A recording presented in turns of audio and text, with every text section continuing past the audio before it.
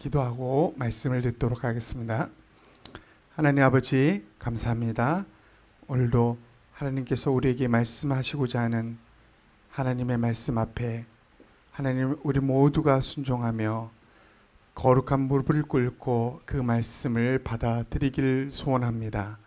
하나님 우리에게 말씀하여 주셔서 우리의 굳은 육신이 하나님의 마음으로 하나님의 말씀으로 말미암아 부드러운 마음으로 또 하나님의 말씀을 사모하는 마음으로 하나님 말씀을 실천하는 그런 삶으로 우리를 인도하여 주시길 간절히 소망합니다.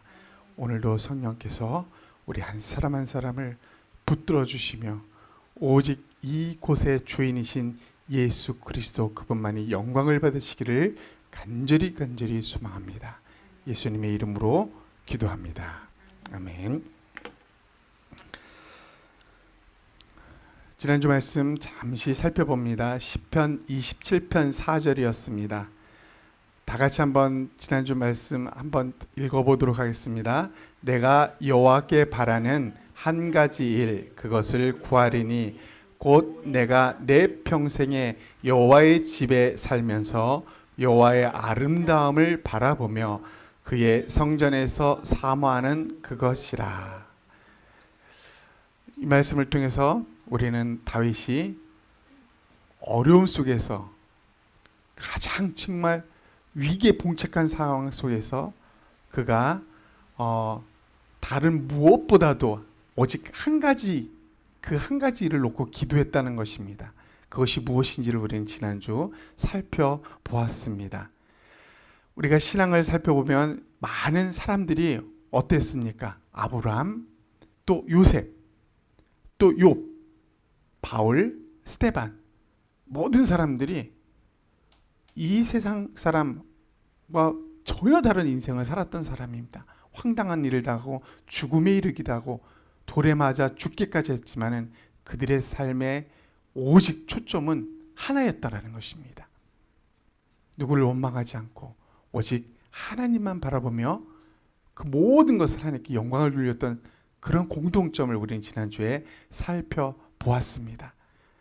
그래서 시편의 다윗의 그 고백 한 가지 일 그가 정말 다른 모든 것보다 나를 죽이려고 나를 에워싼 적의 군대보다도 내가 지금 이 시간 간절히 구하는 것은 한 가지입니다 라고 했습니다. 그 한 가지 일이 무엇이었습니까?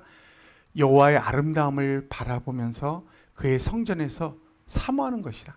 이 말이 무엇이냐면 하나님의 전에서 하나님의 임재 속에서 내가 하나님과 교제하며 평생 그렇게 살기를 원합니다. 이거였다는 것입니다.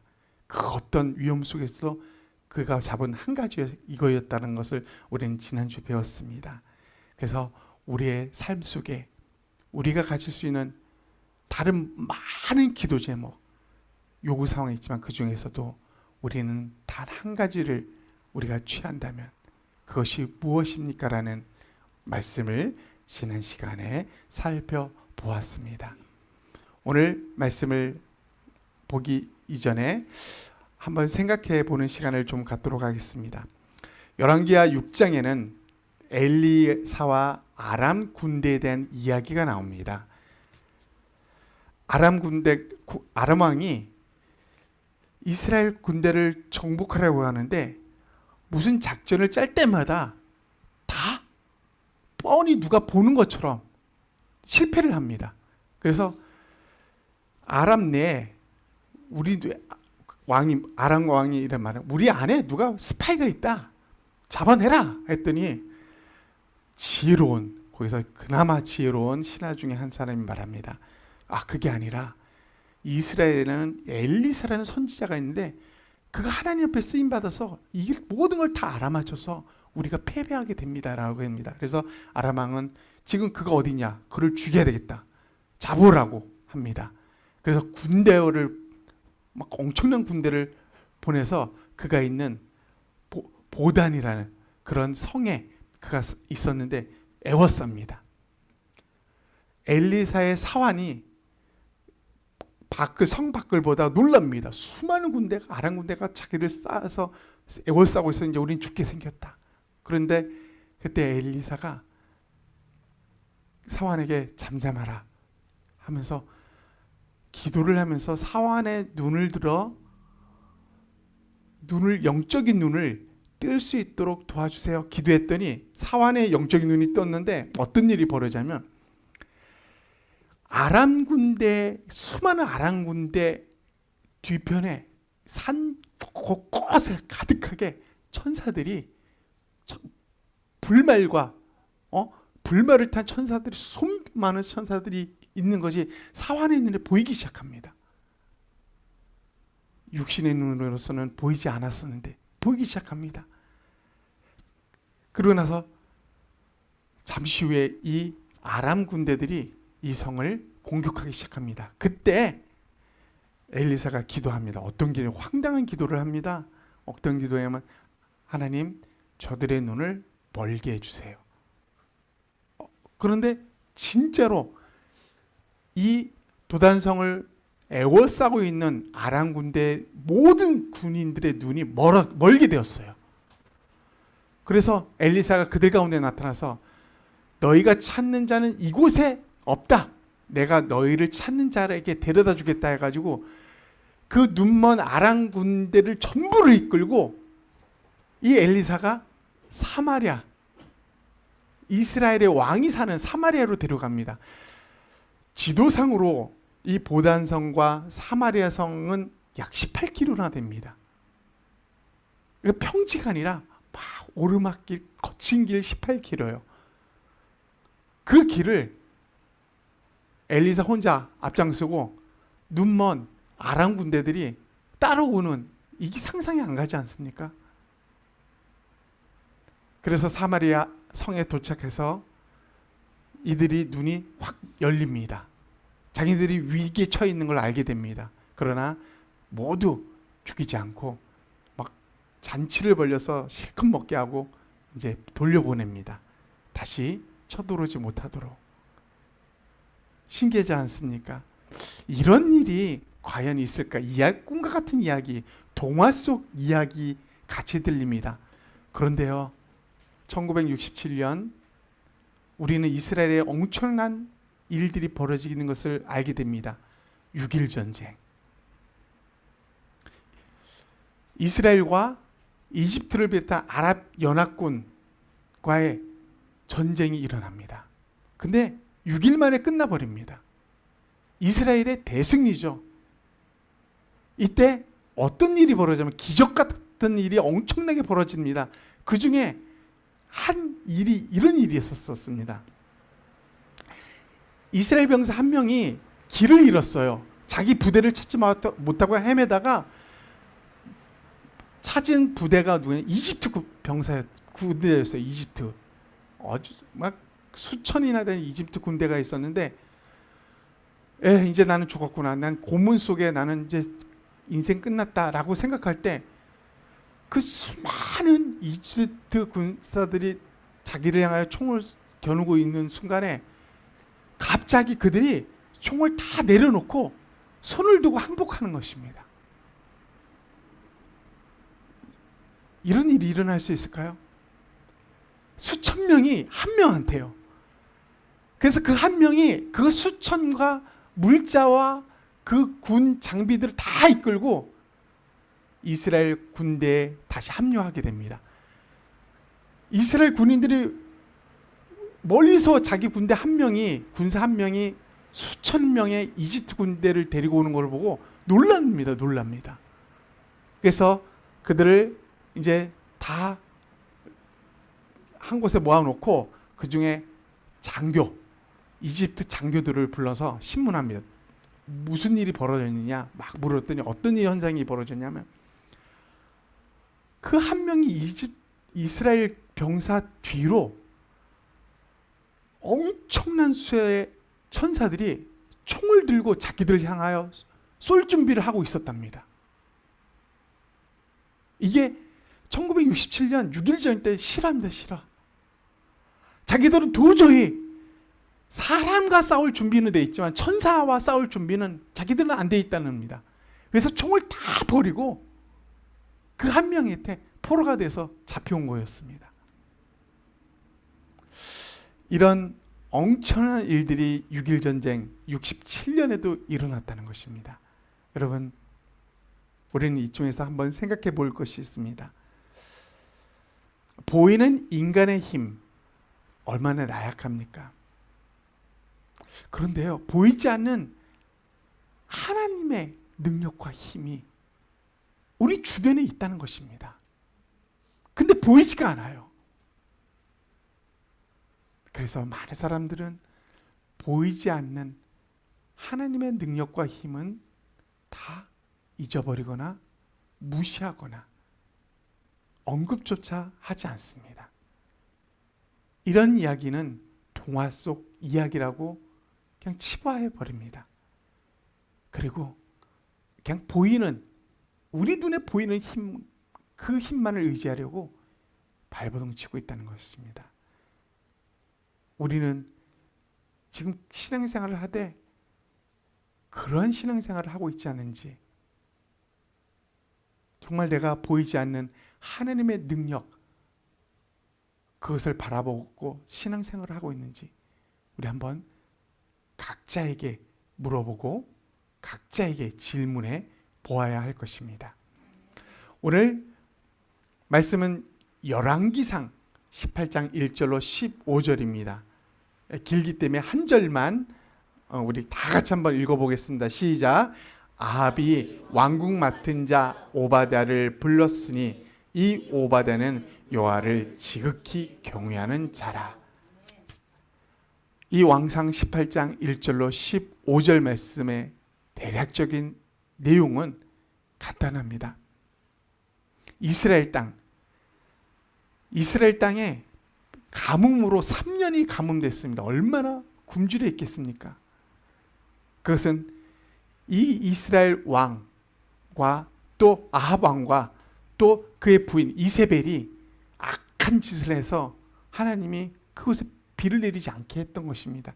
이제 하나님은 그 3년의 기간을 풀고 이제 이스라엘 땅에 비를 내리려고 엘리야를 부르고 이제 가서 말하라. 아합 왕을 만나서 이제 내가 비를 내리게 하겠다라고 이제 그런 과정입니다.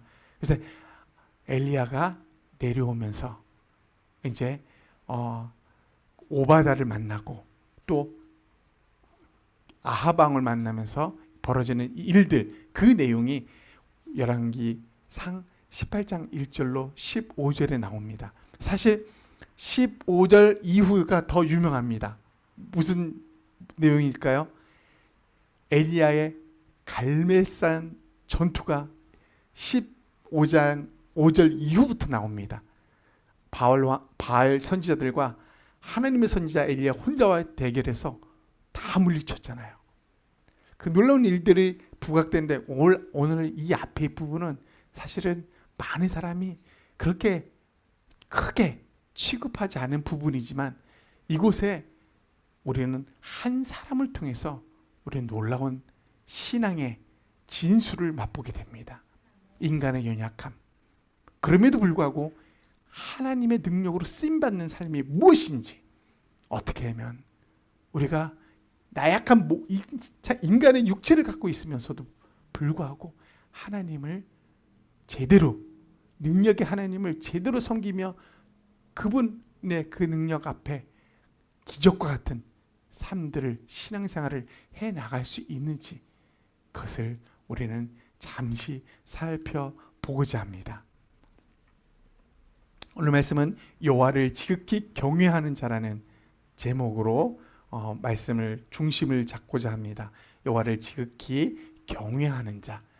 오늘 이 본문에서 우리는 한 사람, 오바댜라는 한 사람을 주목하면서 그의 신앙을, 그의 인간적인 면을 좀 살펴보려고 합니다.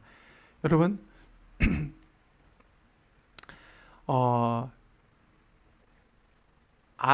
그 이스라엘의 왕 아합 왕은 어떤 사람이었냐면 이세벨에 의해서 우상을 섬기는, 그래서 많은 이스라엘 백성으로 하여금 죄를 수없이 짓게 했던 그런 왕이었습니다. 얼마나 악한 왕이었는지 하나님이 그냥 치를 절 정도로 3년 동안 비를 안 내릴 정도로 그렇게 훈련시켰던 아주 악독한 악 중의 악을 저질렀던 왕이 아합 왕이었습니다.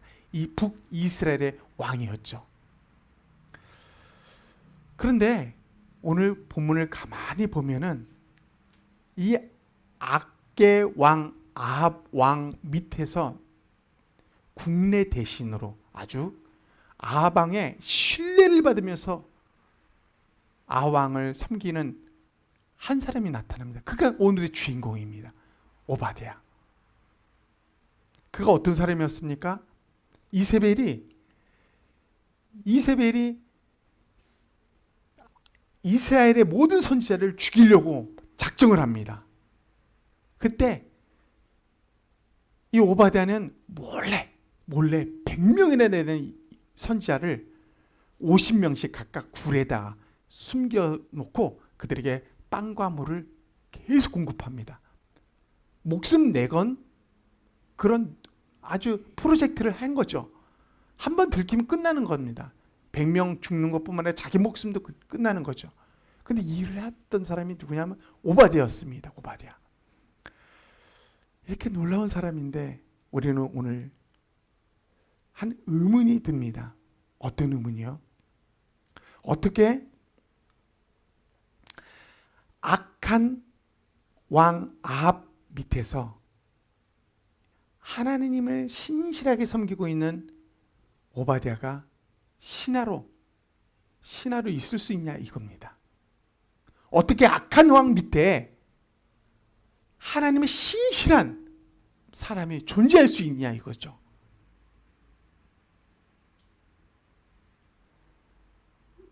왜 그럴까요? 엘리야는 지금 쫓겨다니고 있습니다. 왜요? 아합 왕한테 하나님의 말씀을 가감없이 그대로 선포했어요. 근데 아합 왕이 듣는데 다 거슬리는 말들입니다. 아합 왕한테 다 불편한 이야기들입니다. 그러니까 아합 왕이 엘리야를 잡아 죽이려고 사방을 그 이스라엘 땅뿐만 아니라 그 주변 나라까지 다 공문을 보내서 그를 잡으라고 그랬어요. 그 정도로 엘리야는 쫓겨다니는 인생만 살았어요. 그런데 어떻게 신실한 오바댜라는 사람은 아합 왕 밑에서 오히려 아합 왕의 신뢰를 받으면서 최고의 신뢰를 받았죠.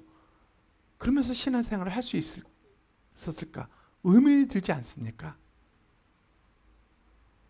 만약에 오바댜가 아합 왕한테 직언하고 이건 아닙니다 라고 직언했다면 아합 왕은 어떻게 했습니까? 바로 오바댜 그 직접 목을 쳤을 것입니다. 그렇지 않겠습니까? 엘리야를 그렇게 싫어했던 아합 왕인데, 그런데도 불구하고 그 아합 왕한테서 신뢰를 받고 있는 사람이 오바댜라는 국내 대신이었습니다.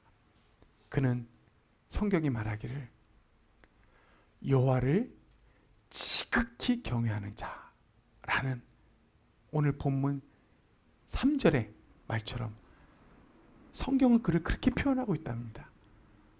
여호와를 지극히 경외하는 자. 그러한 자가 어떻게 아합 왕 밑에서 존재할 수 있을까? 우리는 이 문제를 좀 깊게 생각해 볼 필요가 있습니다. 여러분, 여기서 우리는 알아야 될 하나의 사실이 있습니다. 성도, 하나님을 믿는 사람, 기독교인, 그들은 누굴까요? 그들의 신분과 그들의 위치는 과연 무엇일까요? 이 세상은 어둡다고 성경은 말합니다. 어두운 이 세상에 살고 있는 예수 믿는 사람, 기독교인, 성도의 신분과 위치는 과연 무엇일까요? 우리는 쉽게 그것을 잊어버리고 있습니다. 너무나 쉽게 잊어버리고 이 세상과 동일하게 살아가고 있어요. 그래서 우리에게 나타나는 게 뭔지 알아요? 기독교의 능력이 없는, 능력 없는 기독교인으로 이 세상 사람이 지금 어떻게 하고 있습니까? 욕하는 게 누구예요? 기독교예요. 교회예요. 예수님 믿는 사람을 욕하고 있잖아요. 지금 이 코로나 시대에도. 왜요? 우리가 이 세상에 능력 없이 하나님이 우리에게 주신, 그래서 우리의 신분을 망각하고 잊어버리고 살아가고 있기 때문에, 능력 없이 살기 때문에 나타나는 현상이라는 것입니다. 그런데 성경은 우리에게 뭐라고 말합니까? 빛이라고 말합니다. 소금이라고 말합니다. 이게 우리 모습이에요. 빛은 어둠을 비추는 존재입니다. 소금은 썩은 곳에 썩지 않도록 부패를 방지하는 일들을 감당합니다. 하나님은 우리에게 너는 빛이야. 너희는 빛의 자녀야. 너는 이 세상의 소금이야 라고 분명히 말해주고 있다는 것입니다. 한번 말씀을 우리 한별이 제대기념으로 크게 읽어봐. 보여? 너희는 세상의 소금이니 소금이 만일 그 맛을 잃으면 무엇으로 짜게 하리요. 너희는 세상의 빛이라. 산 위에 있는 동네가 숨겨지지 못할 것이요 사람이 등불을 켜서 말 아래 두지 아니하고 등경교의 두나니 이름으로 집안에 모든 사람에게 비치느니라. 이같이 너희 빛이 사람 앞에 비치게 하여 그들로 너희 착한 행실을 보고 하늘에 계신 너희 아버지께 영광을 돌리게 하라. 아멘. 우리에게 분명히 말합니다. 세상의 소금이다. 세상의 빛이다. 그러므로 너희는 너희 빛이 사람 앞에 비치게 하여. 이 말이 무엇입니까? 어두운 이곳에 너는 빛으로 존재하는 그런 존재다. 그런 신분이다 라고 말합니다. 빛을 발하는 게 우리예요. 밝은 데서요? 아니요. 어두운 곳을, 그곳에서 우리는 빛을 발해야 되는 것입니다. 그게 바로 우리의 위치라는 것입니다. 에베소서 5장 8절 또 이렇게 말합니다. 우리 하늘이가 한번 크게 읽어봐. 너희가 전에는 어두웠더니 이제는 주 안에서 빛이라 빛의 자녀들처럼 행하라. 그래요. 이전에는 예수님을 알지 못했던 이전에는 어둠에 속한 그런 사람들이었어요. 그런데 지금은 빛의 자녀. 빛을 비추라고 우리에게 하나님은 명하십니다. 빛을 비추라. 빛의 자녀들처럼 행하라는 것이에요. 빛의 자녀의 삶이 뭐예요? 그냥 비추는 겁니다. 특별한 선을 행하려고 애를 쓰는 게 아니라 우리에게 있는 예수 그리스도 그분의 빛을 그냥 비추는 것. 그게 우리의 위치입니다. 우리의 신분입니다. 그 일을 하지 않으므로 우리는 욕을 먹고 있는 것입니다. 아방, 악하죠. 그럼에도 불구하고 그에게 빛을 비추는 존재가 그 옆에 있어야 되는 것입니다. 목숨을 걸더라도 그곳에서, 그 사마리아 성 안에서 빛을 비출 수 있는 한 사람이 필요한 것입니다. 그게 누굴까요? 그게 오바댜였습니다. 오바댜.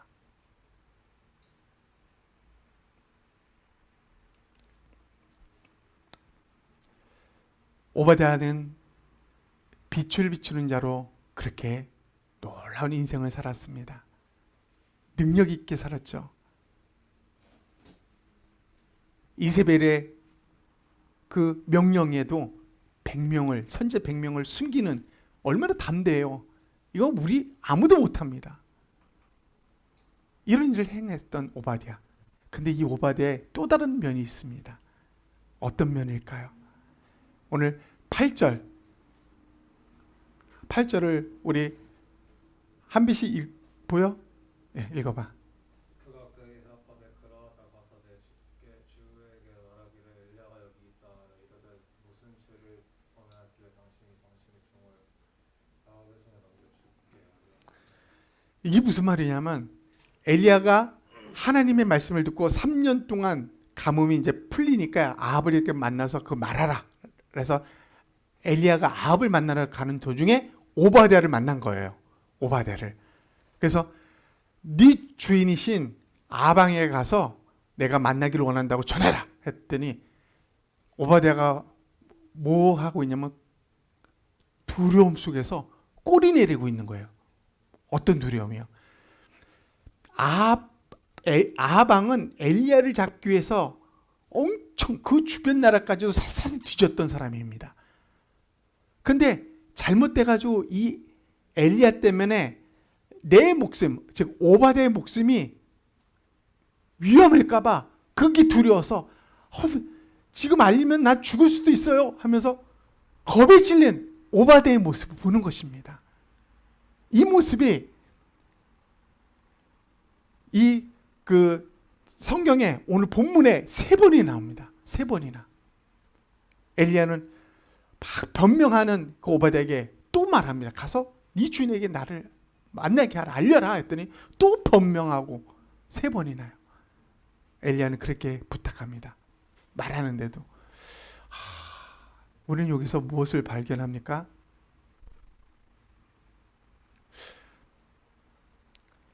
오바댜라는 사람이 이 앞에 1절부터 7절 말씀을 나오는 오바댜 선지자, 하나님의 선지자 100명을 이사벨이 죽인다고는 그 명령에도 불구하고 숨겨주면서 그들을 먹여 살렸던 그 오바댜, 강하고 담대했던 오바댜, 여호와를 지극히 경외했던 오바댜, 그의 모습은 이 8절 이후로 조금도 보이지 않는다는 것입니다. 비겁하고 두려움에 쌓여있는 오바댜를 보게 됩니다. 여기서 우리는 참 감사한 한 가지 사실을 발견하게 됩니다. 오바댜의 이 약함을 보고 두려워하는 오바댜를 보면서 우리는 우리 자신에게 우리 하나님께 감사하고 우리 자신의 이 모습에 감사합니다. 왜요? 그 위대한 일을 행했던 오바댜, 그도 우리와 같은 인간이었다라는 것입니다. 우리와 같은 나약하고 연약한, 우리와 성정이 같은 그런 존재였다라는 것입니다. 그 사실이 우리에게 큰 기쁨이 된다는 것입니다. 여러분, 우리는 성경을 볼 때 너무 위대한 사람들만 나옵니다. 그들을 따라가려고 하는데 따라가지 못하는, 그래서 늘 우리 자신을 자책하지 않습니까? 나 바울처럼 살아야 되는데, 나 요셉처럼 살아야 되는데, 나 스데반 집사님처럼 살아야 되는데 그게 안 돼요. 하루하루 살면서 오늘 또 실패하고, 말씀대로 살려고 하는데 오늘 또 말씀대로 살지 못하는 우리 자신을 보게 됩니다. 나 예수님 믿는 거 맞아? 나 하나님의 백성 맞아? 이런 좌절 속에 수없이 우리 스스로의 약함을 발견하게 됩니다. 그런데요, 그러한 자가 오바댜였다는 것입니다. 그런 자가 오바댜였어요. 그럼에도 불구하고 그는 하나님께 쓰임받았다는 것입니다. 우리와 같은 사람임에도 불구하고 그는 하나님께 쓰임받았습니다. 두려움 속에, 우리와 별발 없는 두려움 속에 그렇게 살고 있던 오바댜였지만은 그가 하나님 앞에 쓰임받는데 어떻게 쓰임받았습니까? 하나님의 선지자들 100명을 숨겨주는 일. 이세벨이 10% 눈으로 다 죽이라고 했는데 그걸 도대체 어디서 어떻게 숨겼습니까? 상상이 안 갑니다. 그 100명에게 물과 빵을 공급했다는데 그게 상상이 안 가요. 그것을 들키지 않았다는 것입니다. 더군다나 우리는 그 일을 보면서 우리는 오바댜의 무엇을 봅니까? 오바댜는 위대하다? 아닙니다. 오바댜는 참으로 믿음의 사람이다? 아니에요. 오바댜가 어떤 사람입니까? 우리와 같은 약한 사람이에요. 그럼에도 불구하고 오바댜를 사용하신 하나님, 그분을 찬양해야 하는 것입니다. 동일합니다. 그 약한 자, 그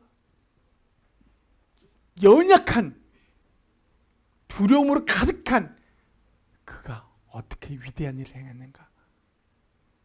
그건 한 가지입니다. 한 가지.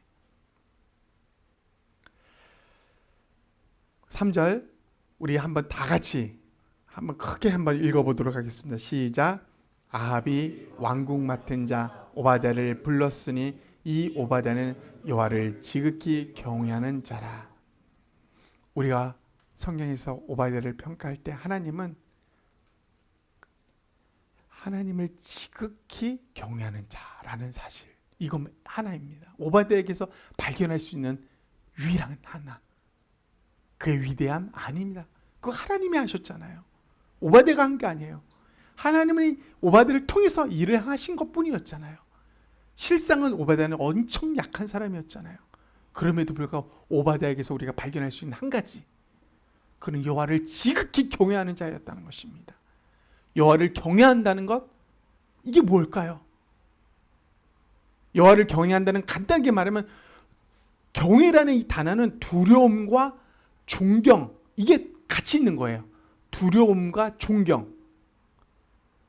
그런데 이 두려움이라는 것은 우리가 말하는 그냥 공포, 무서움, 뭐 하기 싫은데 어떤 강한 존재 때문에 어쩔 수 없이 하는, 두려워서 하는 그 두려움이 아니라는 것입니다. 이 두려움은 어떤 두려움이냐면요, 거룩하신 하나님이 우리에게 나타났을 때, 구약의 신약의 많은 믿음의 사람들이 어떤 일을 했습니까? 자기도 모르게 머리를 숙이면서 바로 엎드려서 하나님을 경배했습니다. 이게 바로 두려움입니다. 이게 거룩함으로 말미암은 거룩한 두려움이라는 것입니다. 두려운 존재를 향한 두려움이 아니라, 무서움이 아니라, 공포가 아니라 거룩한 하나님이 나타나심으로 말미암아 그 앞에서 내가 겸손해지며 낮아지며 그분을 경외하는 것, 그게 두려움이랍니다. 이 두려움이 경외함 속에 포함되어 있습니다. 이 두려움 속에 하나님을 존경하는 것, 하나님 그분을 높이는 것, 이게 경외입니다. 경외. 결국 경외는 하나님의 임재를 모르는 사람은 체험할 수 없습니다. 하나님을 경외한다는 것은 하나님의 임재가 무엇인지, 하나님이 나타나고 임하시고 그 앞에 내가 어떠한 존재인지를 알지 못하면 결코 일어날 수 없습니다. 그런데 성경은 말합니다. 두려움과 존경함, 경외함으로 하나님을 섬긴 자, 그가 바로 오바댜였다는 것입니다. 말씀을 마무리를 하기를 원합니다. 우리는 오바댜라는 한 인간을 봅니다.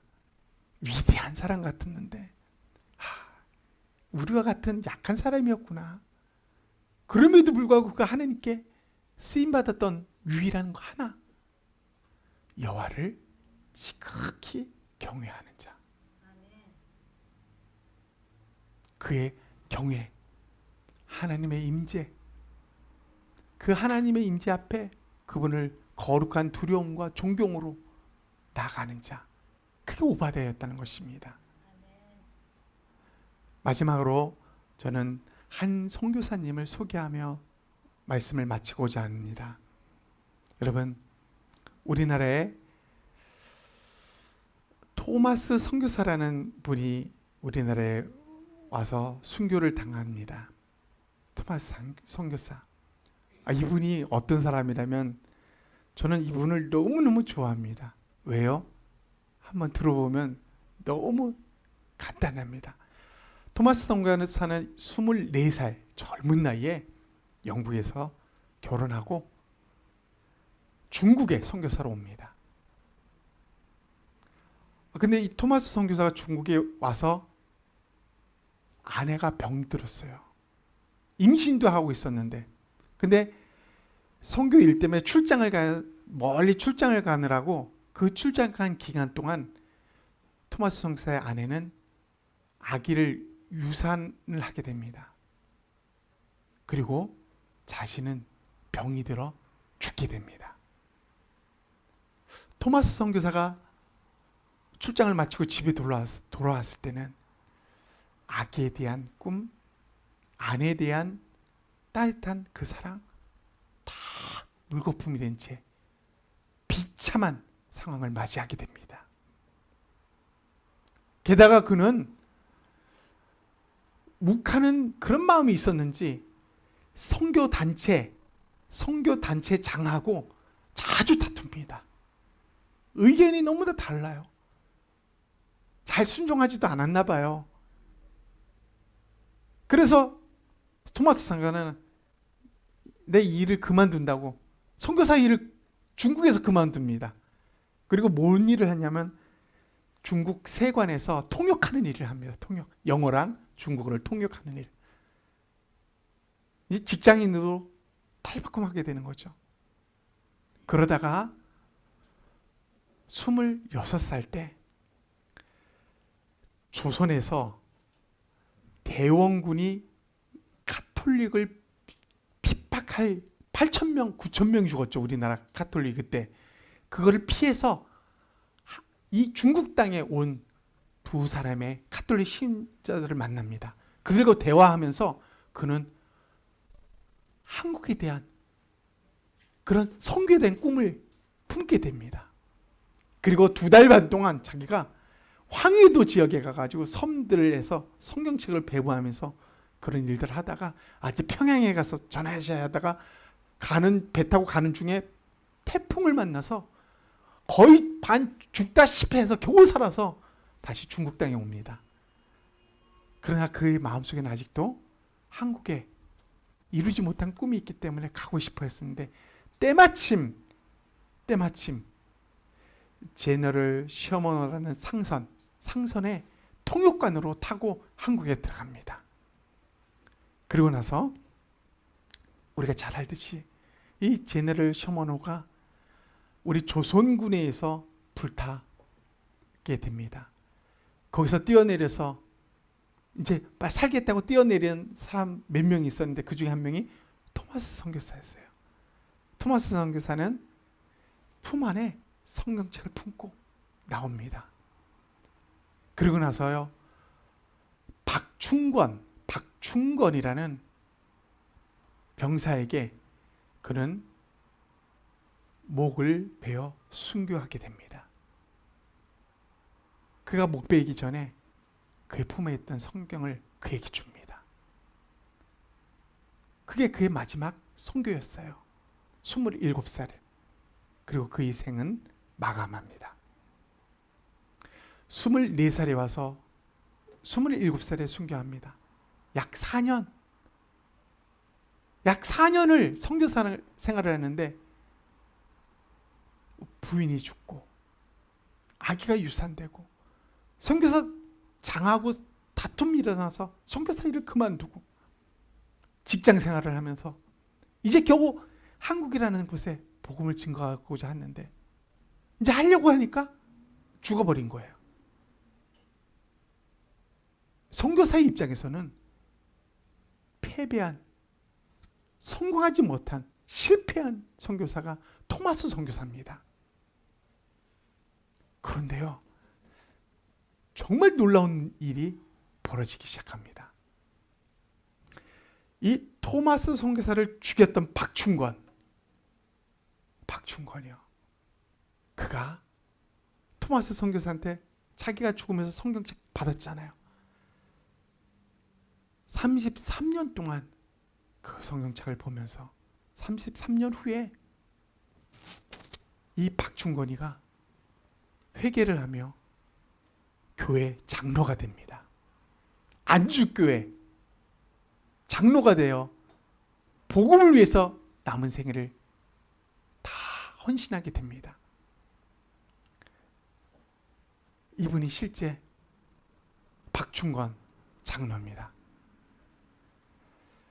그리고요, 그 성경을 하나 받아서, 토마스 선교사의 그 받은 성경을 받아서 자기 집에, 이 너무 종이가 좋아요. 그래서 뭘 했냐면 자기 집을 도배했어요. 천정, 벽 다 이걸로 도배했던 사람이 있습니다.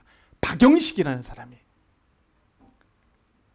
그 집이 도배를 하고 그가 변화되고 거기서 머물렀던 사람마다 변화되는 겁니다. 그리고 그 집이 놀라운 일이 벌어집니다. 훗날 그 집이 널다리꼴 교회가 됩니다. 널다리꼴 교회. 이게 지금 널다리꼴 교회의 예전 모습입니다. 이 널다리꼴 교회가 나중에 어떤 교회로 변하냐면 장대현 교회로 변합니다. 장대현 교회. 이 뒤에 있는 장대현 교회. 이게 장대현 교회 이제 최신식으로 지은 모습이죠. 옛날에는 이 초가집에 초라했죠. 이 장대현 교회 성도를 보세요. 평양 대부흥이 1907년에 일어납니다. 어디서부터? 이 장대현 교회에서부터 시작된 거예요. 평양에 놀라운 대부흥이 일어납니다. 술집이 문을 닫는, 일본 순사들이 회개하는 일까지 벌어집니다. 이게 다 누구와 연결됐어요? 토마스 선교사. 우리가 보기에 아주 실패한 선교사, 아무것도 아닌, 선교사가 왜 저래? 그런데 이 나약한 토마스 선교사를 하나님은 쓰셨다는 것입니다. 쓰셨다는 거. 왜 쓰셨겠습니까? 토마스 선교사는 그 젊은 나이지만 하나님을 진실로 경외했던 사람입니다. 비록 그의 연약함으로 선교장과 싸우기도 하고 거기서 나오기도 하고 세상 일도 하고 그랬지만은 여전히 속에서 불타오르는 하나님을 향한 경외함이 있었던 것입니다. 그의 짧은 선교 생을 통해서 하나님은 이 한국을 이렇게 놀랍게 변화시키셨다는 것입니다. 사랑하는 여러분, 저와 여러분 별 볼 일 없어요. 아무것도 아닙니다. 부딪히고 때로는 손가락질 당하기도 하고 때로는 왜 이렇게 고집세냐는 말도 듣기도 하고요. 그렇게 약한 존재가 우리예요. 그런데 우리에게는 소망이 하나 있어요. 오바댜처럼, 이 토마스 선교사처럼 우리가 하나님 앞에 쓰임받을 수 있다는 소망이 있다는 것입니다. 어떻게요? 어떻게 쓰임받아요? 우리에게 한 가지, 이 한 가지만 있다면요, 여호와를 지극히 경외하는 그분의 임재, 그게 무엇인지를 알 때, 그분을 그래서 존경하고 그분을 진실로 사랑하게 될 때, 다른 모든 외적인 것이 부족하들지라도 우리는 하나님께 쓰임받는 존재가 된다는 것입니다. 저와 여러분이 오바댜처럼, 토마스 선교사님처럼 제대로 쓰임받기를 원합니다. 정말 이 땅에 태어난 우리, 약한 우리지만 제대로 쓰임받아 하나님께 영광 돌리는 저와 여러분 되기를 주님의 이름으로 축원합니다. 우리 한번 1분 동안 우리가 소리내어서 1분 동안 우리가 한번 짧지만 오늘 말씀을 생각하면서 기도하는 시간을 갖도록 하겠습니다. 기도하겠습니다. 하나님 아버지 감사합니다. 하나님, 우리에게 또 말씀해 주신 이 말씀 앞에 겸손히 무릎을 꿇습니다. 하나님, 오바댜의 그 놀라운 하나님의 은혜, 하나님 오바댜의 삶, 비록 부족하고 연약한 자였지만 하나님께 쓰임받고 하나님으로부터 하나님 정말 위대하게 아름답게 그의 삶을 드렸던 오바댜처럼 오늘도 우리도 그렇게 쓰임받길 원합니다. 토마스 선교사처럼 연약함에도 불구하고 아름답게 위대하게 능력있게 쓰임받기를 원합니다. 하나님, 우리를 사용하여 주시옵소서. 연약하지만 부족하지만 우리를 사용하여 주셔서 이 시대에 이 세대, 이 약한 세상에서 하나님, 우리가 빛으로서의 충만한 빛을 발하여 하나님께 영광을 돌리는 우리가 될 수 있도록 도와주시기를 간절히 소망합니다. 하나님이여, 사랑하는 하나님이여, 영광을 받아 주시옵소서. 이곳에 있는 이 무리들을 긍휼히 여겨 주시고 하나님 한 명 한 명을 주의 이름으로 사용하여 주시옵소서. 주의 이름으로 사용하여 주시옵소서. 감사합니다. 주님, 예수님 이름으로 기도합니다.